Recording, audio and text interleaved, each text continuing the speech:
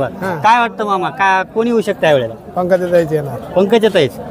त्यांच्या विरोधात जर शरद पवारनी बजरंग बाप्पा सोनवणेला दिलं तर काय होईल? सोनवण्याला देऊ द्या, अगर त्या ह्याला मेटाला देऊ द्या तरी पंकजाच येणार. म्हणजे पंकजाताई किंवा मेटे दोन्हीपैकी कुणीच येणार नाही, पंकजाताई येणार. येणार. काय काय विकास काम काय झालेत तुमच्या विकासापाशी नाही, जुने गोपीनाथ मुंडेची पोरगी आहे ती,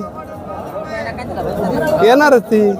गोपीनाथ मुंडेची पोरगी आहे. हा, गोपीनाथ मुंडेवर लोभ आहे जनतेचा. और गोपीनाथ मुंडेचा बीड होता ना. हा, पंकजाताई त्याच्यामुळे येणार आहे. त्यांच्या विरुद्ध कुठला बी उमेदवार उभारला कोणी राहू द्या, त्याचं काय होईल बरं? नाही काय होईल, पडन हा उलटी कमी जास्त मतानं, लाख 2 लाख 1.5 पंकजाताई लाख विरुद्ध जे बी मतदार उभारणार त्या ठिकाणी पडणार आहे. पडणार. तुम्ही कुठल्या गावचे म्हणले? आम्ही गाठेवाडी तिकडे केस तालुक्यात आहे. केस तालुक्यातले. तिथले तुम्ही सरपंच राहिलेले आहेत सर का? 20 वर्षे 20 वर्ष सरपंच आहेत तुम्ही. आणि 1400 मतदान आहे आमच्या गावात मराठीचे प्युअर.